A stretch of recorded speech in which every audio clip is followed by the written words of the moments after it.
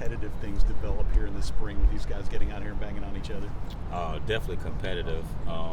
Obviously, it's a team game, and we want both sides to do extremely well. But when you get between the white lines, man, it's offense versus defense. Guys out here competing. You saw today it kind of got chippy out there. Coach Lee made the point about, to the edge but never over. Right. But we're out here competing and having fun, and that's football, and that's what these guys love to do. This is what us as coaches love to do, is come out here and compete. So it's been really, really fun. Is this also a chance just to learn how to practice, especially for the younger guys? Yes, sir. I think our older guys know how to practice. Coming off of last season, been able to build the standard and have expectations, and now those older guys got to take leadership and bring the young guys along, and they've been doing that. With 8 years coming in, kind of getting their feet wet and learning, but it's been really good, and we're fired up about that. Yes, sir. It's helped us a ton.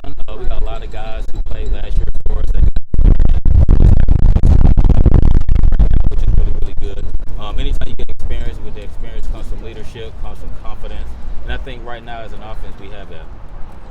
How do you size up your room at this point of the spring? Right now I'm very excited about the room. Last year this time we had 2 guys out here in spring. Right now we have 5, actually we have 6, and it's been great. It's healthy competition, as we just mentioned before, and I see these guys being the bell cow for us. I think we got a really good group, a strong group, a competitive group, and a group that's experienced that should be able to help us this fall.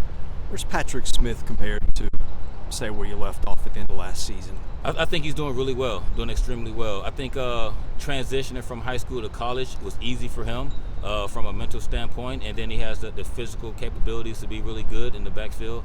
So where he is now compared to the end of the year, I think he's grown a ton. He's grown even more mentally and also physically, and doing really well.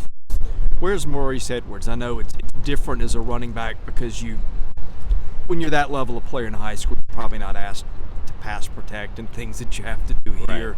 Right. But he's a fast kid.